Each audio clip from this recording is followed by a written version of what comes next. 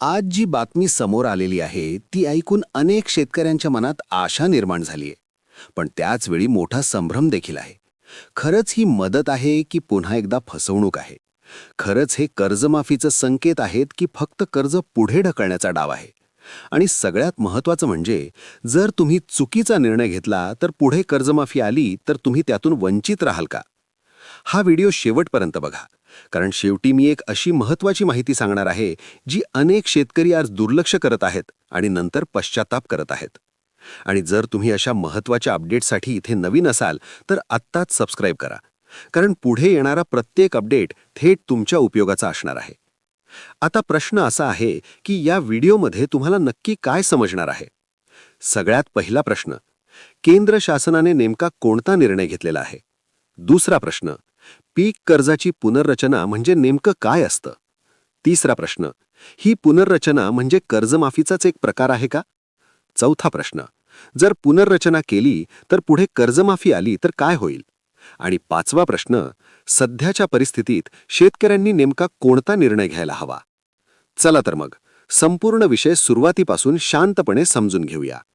खरीप हंगाम 2025 मध्ये राज्यातील अनेक भागात अतिवृष्टी झाली, पूर परिस्थिती निर्माण झाली आणि लाखो शेतकऱ्यांचं मोठ्या प्रमाणावर नुकसान झालं. पिकं वाहून गेली, उत्पादन हातातून निघून गेलं आणि ज्यांच्याकडे आधीच आर्थिक अडचणी होत्या त्यांच्यासाठी परिस्थिती आणखीन गंभीर बनली.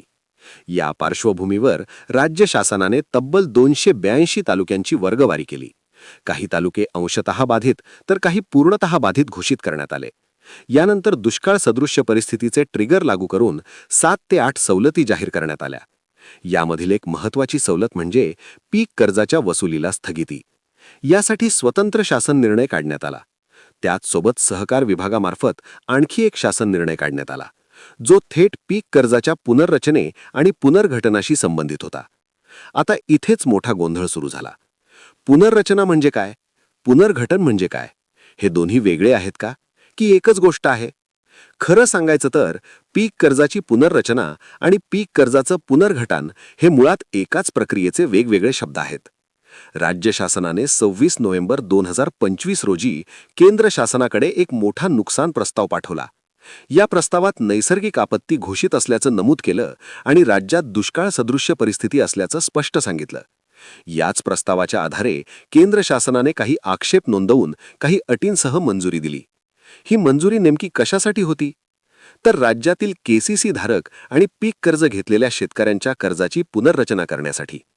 आणि इथेच बातमी पसरली की लाखो शेतकऱ्यांचं हजारो कोटींचं पीक कर्ज पुनर्रचित केलं जाणार आहे. पण आता खरी गोष्ट समजून घ्यायला हवी. पुनर्रचना म्हणजे कर्ज माफ होणं नाही. पुनर्रचना म्हणजे असं की तुम्ही घेतलेलं अल्प मुदतीचं पीक कर्ज थेट माफ न करता ते मध्यम मुदतीत किंवा दीर्घ मुदतीत रूपांतरित केलं जातं. म्हणजे आज जे कर्ज परत करायचं आहे ते उद्यावर ढकललं जातं. समजा एखाद्या शेतकऱ्याने एका हंगामासाठी 1 लाख रुपयांचं पीक कर्ज घेतलं. पुनर्रचना केल्यानंतर त्या कर्जावर थोडा वाढीव व्याजदर लागू होतो.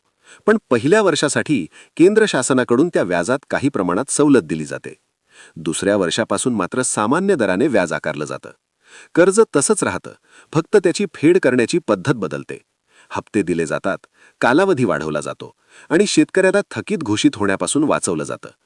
पण इथेच सगळ्यात मोठा प्रश्न निर्माण होतो. आत्तापर्यंत जेव्हा जेव्हा कर्जमाफी जाहीर झाली आहे त्या वेळेस पुनर्रचित पीक कर्ज असलेले शेतकरी अनेकदा वगळले गेले आहेत. म्हणजे आज जर तुम्ही पुनर्रचना स्वीकारली आणि उद्या कर्जमाफी आली तर तुम्ही पात्र असाल की नाही याचं कोणतंही स्पष्ट उत्तर सध्या दिलेलं नाही.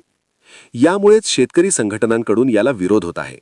अनेक जण म्हणत आहेत की सध्याच्या नैसर्गिक आपत्तीच्या परिस्थितीत पुनर्रचना ही दिलासा नसून जबरदस्ती आहे. मग प्रश्न असा उरतो की शेतकऱ्यांनी नेमकं करायचं काय? पुनर्रचना घ्यायची, थकीत राहायचं की कर्ज भरून नियमित व्हायचं? याचं उत्तर प्रत्येक शेतकऱ्याच्या परिस्थितीवर अवलंबून आहे. ज्यांच्याकडे सध्या उत्पन्न नाही, पिकं गेली आहेत आणि कर्ज भरण्याची क्षमता नाही, त्यांच्यासाठी पुनर्रचना थकीत होण्यापासून वाचवू शकते. पण ज्यांना भविष्यात कर्जमाफीची अपेक्षा आहे त्यांनी निर्णय घेताना फार विचारपूर्वक पाऊल टाकणं गरजेचं आहे. सध्या केंद्र आणि राज्य शासनाने केवळ पुनर्रचनेसाठी मंजुरी दिलेली आहे. कर्जमाफीबाबत कोणताही स्पष्ट निर्णय जाहीर झालेला नाही. त्यामुळे सोशल मीडियावर फिरणाऱ्या अर्धवट बातम्यांवर विश्वास ठेवू नका. हा व्हिडिओ करण्यामागचा उद्देश एकच आहे तो म्हणजे संभ्रम दूर करणं. निर्णय तुमचाच आहे, पण निर्णय घेताना पूर्ण माहिती असणं गरजेचं आहे. आणि शेवटी जी महत्त्वाची गोष्ट मी सांगणार होतो ती अशी की कोणताही निर्णय घेण्याआधी आपल्या बँकेशी, सोसायटीशी आणि स्थानिक अधिकाऱ्यांशी थेट लेखी माहिती घ्या. तोंडी सांगितलेल्या गोष्टींवर किंवा व्हॉट्सॲप फॉरवर्डवर निर्णय घेऊ नका. पुढे कर्जमाफी संदर्भात या प्रक्रियेत बदल झाले किंवा कोणतीही नवी अधिकृत माहिती आली तर ती सर्वात आधी तुमच्यापर्यंत पोहोचवली जाईल. त्यामुळे अपडेटसाठी जोडलेले रहा. धन्यवाद.